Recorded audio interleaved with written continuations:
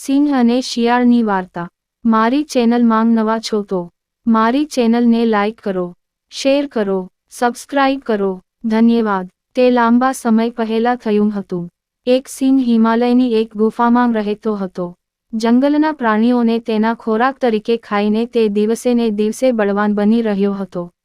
એક દિવસ જંગલી ભેંસનો શિકાર કર્યા પછી તેણે તેની ભૂખ સંતોષી અને ગુફા તરફ પાછા ફરવાનું શરૂ કર્યું। ત્યારે તેને રસ્તામાં એક ખૂબ જ નબળા શિયાળનો સામનો કરવો પડ્યો। પરાક્રમી સિંહને પોતાની સામે જોઈને નિર્દોષ શિયાળે માથું નમાવી કહ્યું, વનરાજ, મારે તારી આશરો લેવી છે। મને તમારો ગુલામ બનાવો।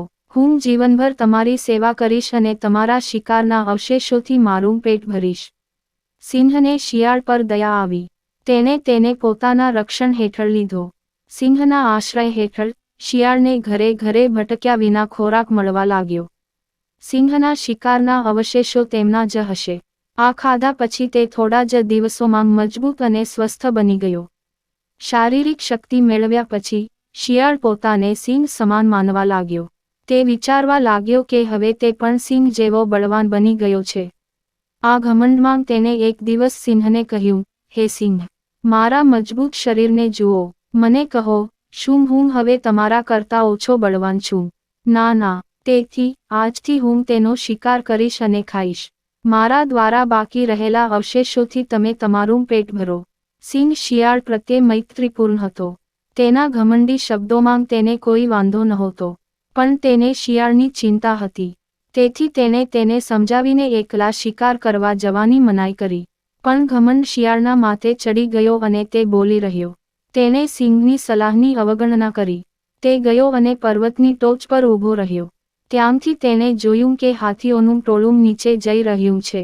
તેમને જોઈને તેને પણ સિંહની જેમ ગર્જના કરવાનું વિચાર્યું, પરંતુ તે માત્ર શિયાળ હતો। શિયાળ જેવો જોરથી હુઆ હુઆ અવાજ કર્યા પછી તે પર્વત પરથી હાથીઓના ટોળાની ટોચ પર કૂદી પડ્યો। પરંતુ તે તેના માથા પર પડવાને બદલે તેના પગ પર પડી।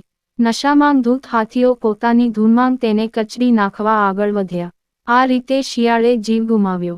પોતાના મિત્ર શિયાળની હાલત જોઈને ડુંગર પર ઊભેલા સિંહે કહ્યું, જેઓ મૂર્ખ અને અહંકારી છે, તેમનું આ વર્તન છે। બોધ, અભિમાન વિનાશનું કારણ બને છે। જ્યારે અભિમાન હાવી થઈ જાય છે, ત્યારે મૂર્ખતાનું પ્રભુત્વ થવા લાગે છે અને તે સ્થિતિમાં લીધેલા કાર્યો વિનાશ તરફ દોરી જાય છે। પૂરી વાર્તા સાંભળવા માટે ધન્યવાદ।